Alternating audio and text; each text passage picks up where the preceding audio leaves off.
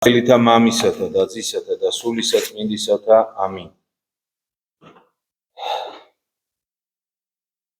დღეს ჩვენ პირველი სახარება მოვისმინეთ პეტრეს ზღვაზე სიარულის შესახებ. ჩვენ ვნახეთ, რომ მოციქულები ხედავენ მაცხოვარს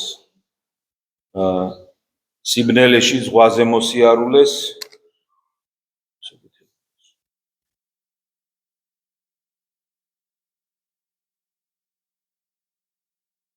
და შეშინდებიან, იმიტომ რომ ვერ ცნობენ თავიდან და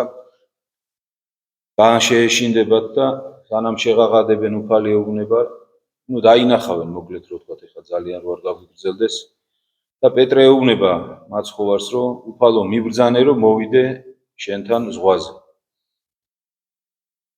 და მართლაც პეტრე მოციქული როგორც ხმელეთზე, ისე გადადის წყალზე და მიემართება თავის უფლისკენ. სულ მალე დაინახავს რა ის აზვირთებულ ტალღებს, არის სიძლიერეს, შეშინდება და იწყებს აღრჩობას, დანთქმას ზღვის წიაღში. შეღაღადებს უფალს და წერია სახარებაში, რომ მეყსეულად მაშინვე უფალი ხელს გაუწოდებს და ამოიყვანს წყლიდან და შევლენ ნავში და ქარი დაცხრება. ეს ეპიზოდი სახარების, რომელიც ისტორიული ფაქტია, აღესრულა კონკრეტულ დროს მოციქულთა რწმენაში განსაძლიერებლად, აღესრულება თითოეული ქრისტიანის ცხოვრებაში.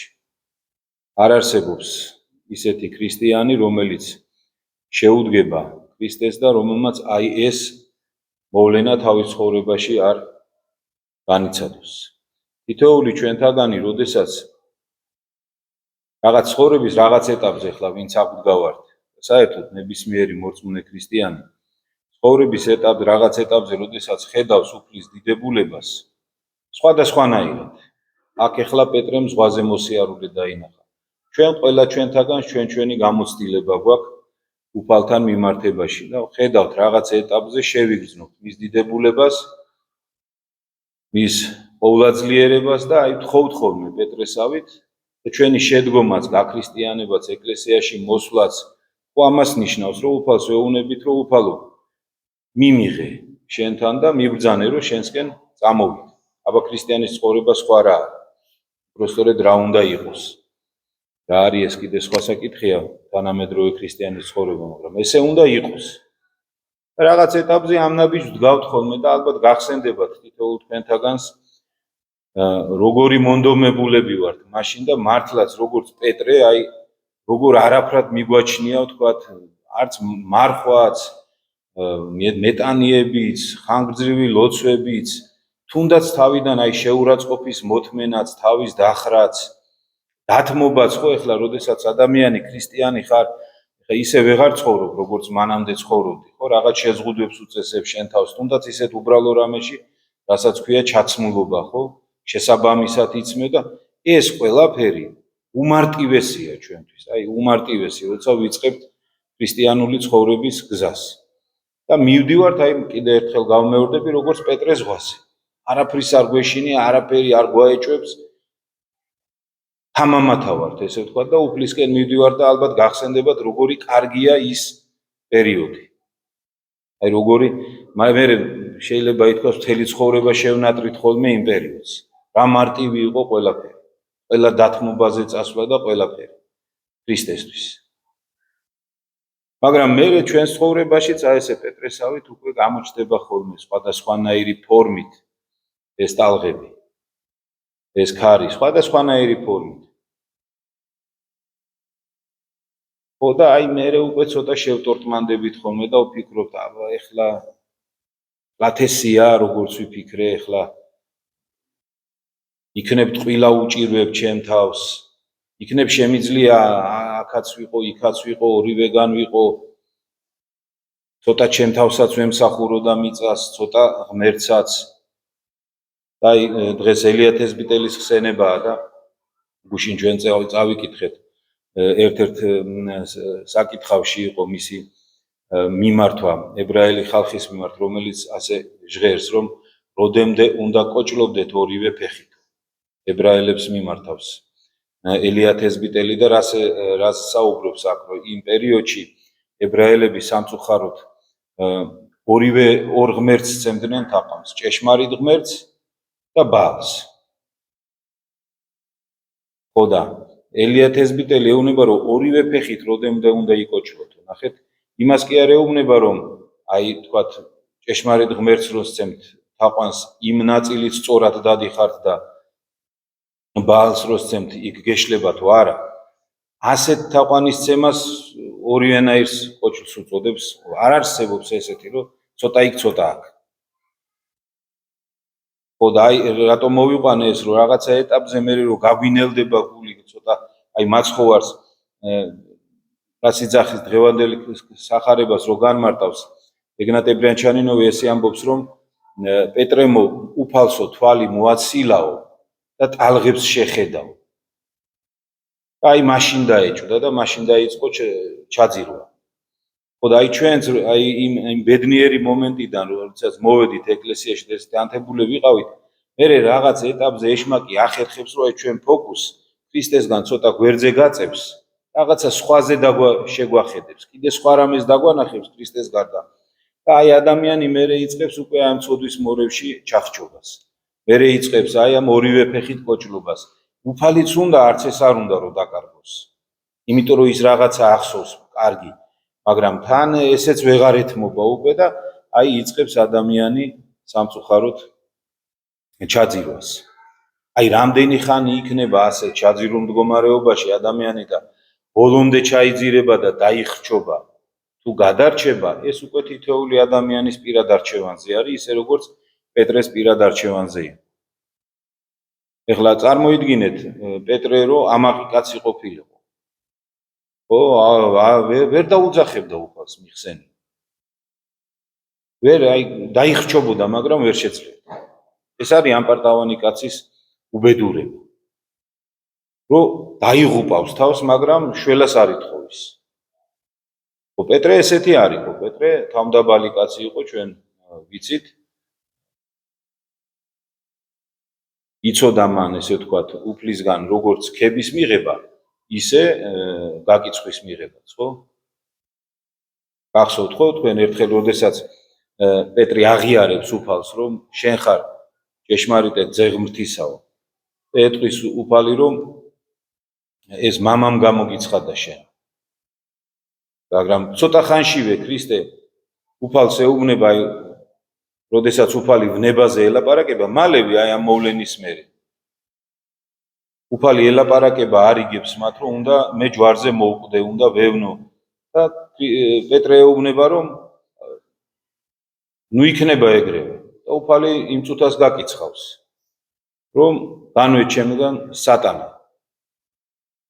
ამასაც ზუსტად ისევე იღებს პეტრე, როგორც ქება მიიღო უფლისგან, იმიტომ რომ თავმდაბალი კაცია. იმიტომ რომ უფალთან არის მისული სასწავლებლად. და არა იმისათვის, რომ საკუთარი პირადი მე წინ წამოწიოს და რაღაცა წარმოაჩინოს როგორი მაგარი ადამიანი. ამიტომაც შეძლო მან უფლის გაცემის შემდგომ ისევ მოციქულად დარჩენა განსხვავებით იუდასგან. ამ ორ ადამიანს შორის ხო სხვა არაფერი სხვაობა არ იყო. ერთი მასწავლებელი ყავდათ, ერთნაირად აღასრულებდნენ სასწაულებს, ერთნაირად ნახეს ყველა ის სასწაული, რომელმაც პეტრე მიიყვანა იქამდე რომ კლდე უწოდეს, ხოლო სამწუხაროდ იუდა მიიყვანა ჯოჯოხეთად. ერთი და იგივე, ეს ყველაფერი, რასაც ჩვენ სახარებაში ვკითხულობთ, რისთვის არის? უპირველეს ყოვლისა მოციქულთა განსამტკიცებლად, იმიტომ რომ იცოდა უფალმა რამხელა ღვაწლისთვის ამზადებდა მათ. და საჭირო იყო ეს ყველაფერი მათ რო ენახათ და გაძლიერებულიყვნენ. მაგრამ გავმეორდები, ნახეთ, პეტრე არის თავმდაბალი ადამიანი და ამიტომ ეს ყველაფერი მისთვის სასარგებლო ხდება. და მიუხედავად მისი არაერთი შეცდომისა, ის ისევ რჩება პეტრეთ, კლდეთ და მას უწოდებს უფალი სწორედ რომ შენ ხარ კლდე და ამას კლდესაზე და აღვაშენო ეკლესია ჩემი, ანუ მის რწმენას, აი ამ ხურვალ რწმენას, რომელიც პეტრეს ჰქონდა.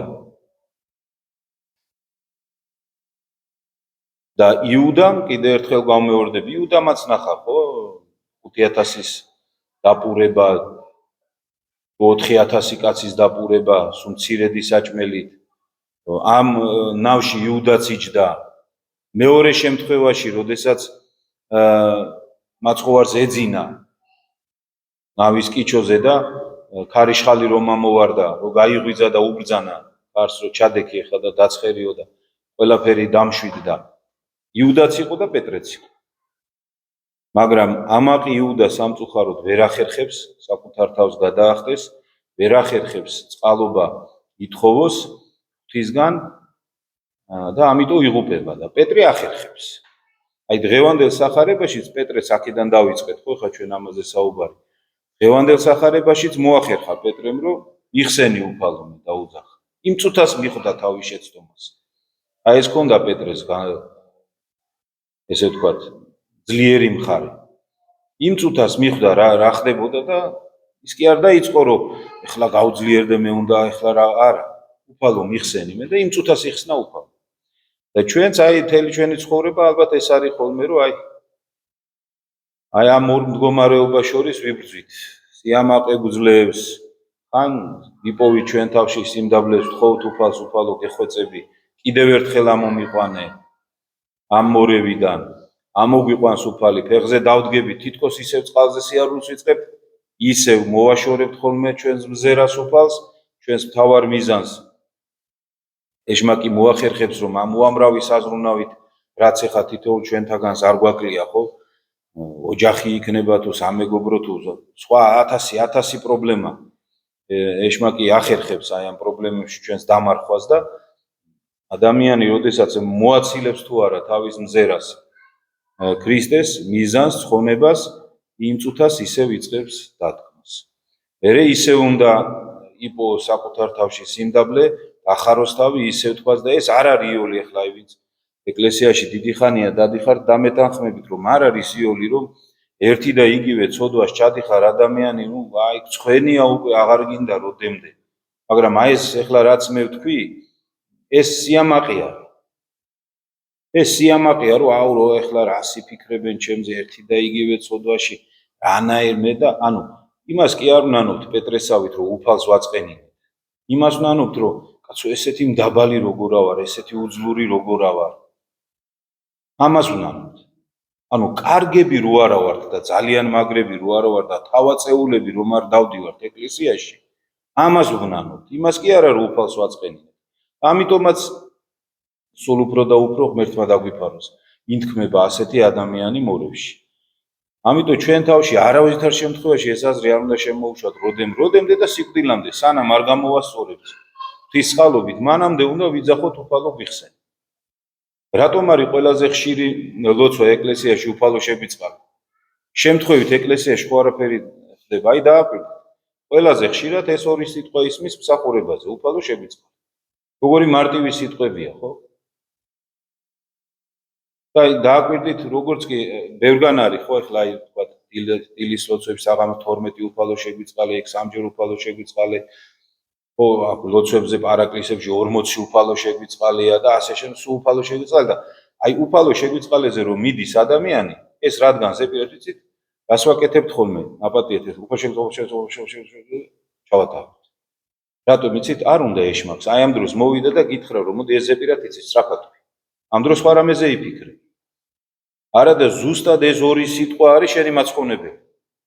იმიტომ რომ რა არის ხო მიხსენი უფალო რას ნიშნავს? უფალო შემიწყალე. ამ ორმა სიტყვამ გადაარჩინა, ხო, პეტრე. და ჩვენ აი ზუსტად ამ სიტყვებზე რომ მივალთ, აი როცა მთელი გული უნდა ჩადო, ანუ რაც აქამდე ილოცე ფაქტობრივად, ხო? იმან უნდა მიგიყვანოს ადამიანი გულითადად რომ თქვა უფალო შემიწყალე. აი ვილოცე რაღაც ლოცვები ხო და ბევრი იმის მერე რომ არის ბევრი უფალო შემიწყალე. რატომ არის იცით რომ ანუ მე წესით ეხლა ეს ლოცვები რო გააზრებულად წავიკითხე, ჩემი სული ისე უნდა აღინთოს, რომ უფალო შემიწყალე მინდა უნდა ვთქვა. აქ რომ მოვალთ ჩვენ ანუ კულმინაციაზე რომ მივართ ამ ლოცვის. საიდანაც უკვე სარგებელი უნდა მივიღო, აი იქ მოვა ეშმაკი და გადაუხვევთ და დავიწყებთ უფალო და აი ეს ჯვრის წერა რო ვიცით ეს. სწრაფად დააკვირდით. აი უფალო შემწე ვაკეთებს ეს რაღაცას რა არის ეს რას ნიშნავს? ესე ხო არ შეგიწყალებს უფალო. ეხლა წარმოიდგინეთ რომ პეტრეს განთქმა რო დაიწყო და უფლისთვის რო არც გაეხედა გვერდზე ეყურებინა და იხსენი რა უფალო და აქეთ-იქით რო ეყურებინა გარდი. ესე ხო არ დაეხმარებოდა უფალო. როგორ ფიქრობ თუ პეტრე რო უძახდა უფალს ვის საით იყურებოდა? ელი მისი გული და გონება იყო მაცხოვარზე. მიყრდნობილი ვისგანაც მზერა მოაცილა, ისევ იმას დაუბრუნა მზერა. მთელი თავისი ყურადღება და ისე ითხოვა წყალობა და მერე მიიღო ეს წყალობა. ჩვენ სამწუხაროდ აი როდესაც ხან ეჭვი შემოიტანს ხოლმე ეშმაკი რომ აუ ამდენს ლოცულობ და არაფერი იცვლება ჩემ ცხოვრებაში და იმიტომ არაფერი არ იცვლება კაცო პეტრესგან განსხვავებული პეტრე რა ჩვენაირი ადამიანი არ უყო ჩვენსავით არ უყარდა უფალს ისიც უფლის შვილი იყო და ჩვენც უფლის შვილები ვართ. აბა რატომ არის რომ მასზე წერია რომ უფალო მიხსენით და მეხსეულად განყო ხელი უფალმა და ამოიყვანა. და ჩვენ კიდე ვიძახით 1000 ჯერ და არ ჩანს უფლის ხელი. იმიტომ რომ შენი უფალო შემიწყალე არ არის უფალო შემიწყალე. იმიტომ რომ ჩვენი უფალო შემიწყალე არის მხოლოდ სიტყვები, რომლის დროსაც მე ისევ სხვა რამე ისევ იმაზე ვფიქრობ, ისევ ის მინდა რამაც დამახჩო. ეს უბრალოდ ვიცი რომ უნდა ვთქვა და ვამბობ. აი ესეთი ლოცვის დროს უფალი არ ეხმარება ადამიანს, მაგრამ თუ ადამიანი და ესეც ალბათ გამოცდილი გაქვთ, ხო? ხანდახან უფალი წყალობას მოიღებს ხოლმე, რომ თლათ რომ არ დავკარგოთ რწმენა და მიუხედავად ჩვენი უღირსებისა, მაინც დაგვეხმარება ხოლმე. აი ხანდახან როდესაც ესე გული მოვა უფალი, გულით როცა ვილოცებთ, მოვა ხოლმე უფალი, დაგეხმარება და მაშინ გრძნობ. განსაცდელები ახლა მარტო ხო ესეთი გარეგანი განსაცდელებზე ხო არ ვლაპარაკობთ, არა? კი, რა თქმა უნდა, გარეგანი განსაცდელებიც განსაცდელია ძალიან მძიმე ჩვენთვის. მაგრამ ყველაზე რთული ქრისტიანისთვის მაინც შინაგანი განსაცდელები არის. შინაგანი შენივნებებია, რომელიც გტანჯავს ადამიანს. აი მაშინ, აი ამ დროს უფრო იქნება ალბათ სწორი რომ ვთქვათ, აი ამ სწორედ დახრჩობა, რასაც გულისხმობს ადამიანი, აი ჩაძირვა, უჰაერობა, აი რომ გამოუვალი მდგომარეობა რო არის. როდესაც ჩვენი შინაგანი ვნებები აი შფოთი გვაწუხებს, ხო და რო ვერ ხედავთ გამოსავალს, აი თითქოს ვიხრჩობით, მაშინ უფრო გძნობთ ამას. აი მაშინ უნდა ვევედროთ როგორც პეტრე უფალს. და აუცილებლად შეგვეწევა ხოლმე, ხო ეხლა ესე არის, არა რაღაცნაირად ვარ დათრგუნულები რა, არაფერი არ გამოგდის, არაფერი და შვილოცებთ შეგვეწევა უფალი და თითქოს ეს არაფერი აღარ იქნება. თითქოს გაქრა განსაცდელი. მაგრამ მე ისევ იგივე გზაზე დავდგებით სამწუხაროდ და მე ისევ შევეხვეწებით უფალს, ისევ ამოგვიყვანს.